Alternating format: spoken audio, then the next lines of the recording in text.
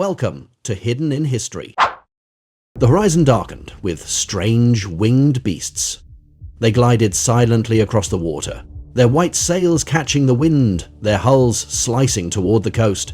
To the people of the great city of Tenochtitlan, they looked like floating mountains, carrying gods or demons from a world beyond the sea. It was the year 1519, and the Aztec Empire, the most powerful force in Mesoamerica, was about to face its greatest trial. At the heart of the Valley of Mexico stood Tenochtitlan, a city of glittering canals, sprawling markets, and towering temples. Its causeway stretched like arms over the lake, guarded by warriors in jaguar skins and eagle feathers.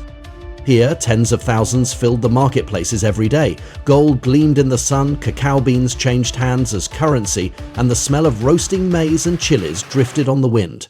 But beneath the splendor lay a world bound by ritual and fear of the gods.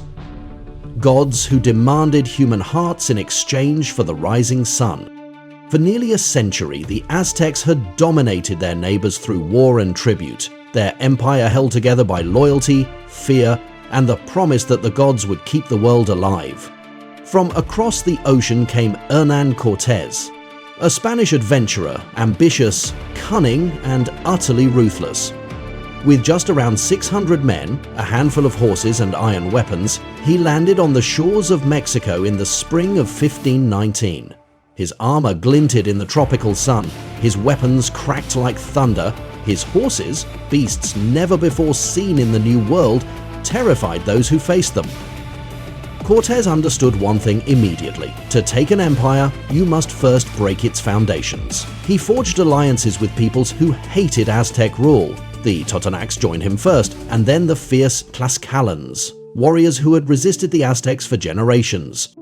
Every ally brought him more fighters, more supplies, and more reason for the Aztec Emperor Moctezuma to take notice.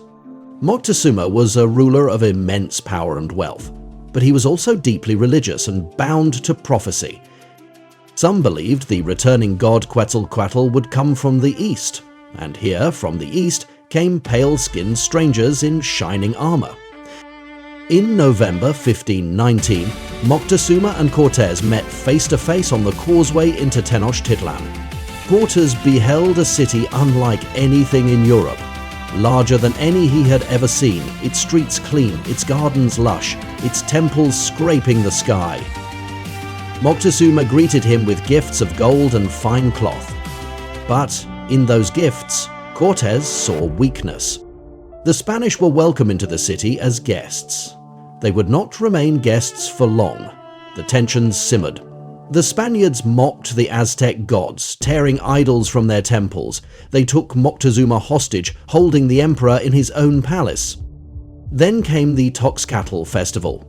As the city celebrated in music and dance, Spanish soldiers sealed off the square and opened fire, cutting down unarmed nobles and priests in a frenzy of blood.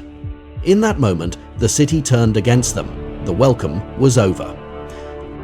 The Aztec warriors struck without mercy. The causeways became killing grounds, arrows and stones raining down as canoes swarmed the retreating Spaniards. Burdened with stolen gold, many drowned in the lake. Others were dragged from the water and sacrificed atop the temple steps. Cortés himself barely escaped with his life. By morning, half his army was gone. The survivors called it La Noche Triste, the Night of Sorrows. The Aztecs had won a great victory, but their true enemy had already entered the city. Smallpox, carried by a single infected slave, spread like fire through Tenochtitlan. Within months, tens of thousands were dead, including warriors, nobles, even the emperor himself. When Cortés returned in May 1521, he did not come alone.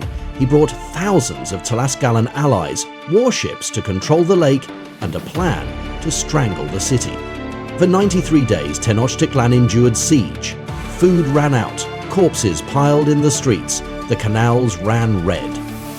On August 13th, 1521, the last Aztec emperor, Cuauhtémoc, was captured trying to flee the city.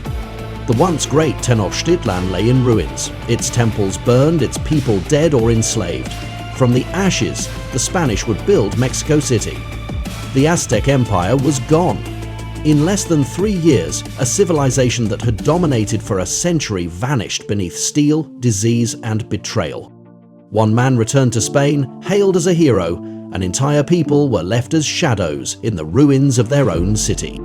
History remembers the conquerors' names, but the streets of Mexico still whisper the ones they tried to erase. Thank you for watching. Don't forget to like and subscribe and hit the bell icon to be notified of the latest Hidden in History video.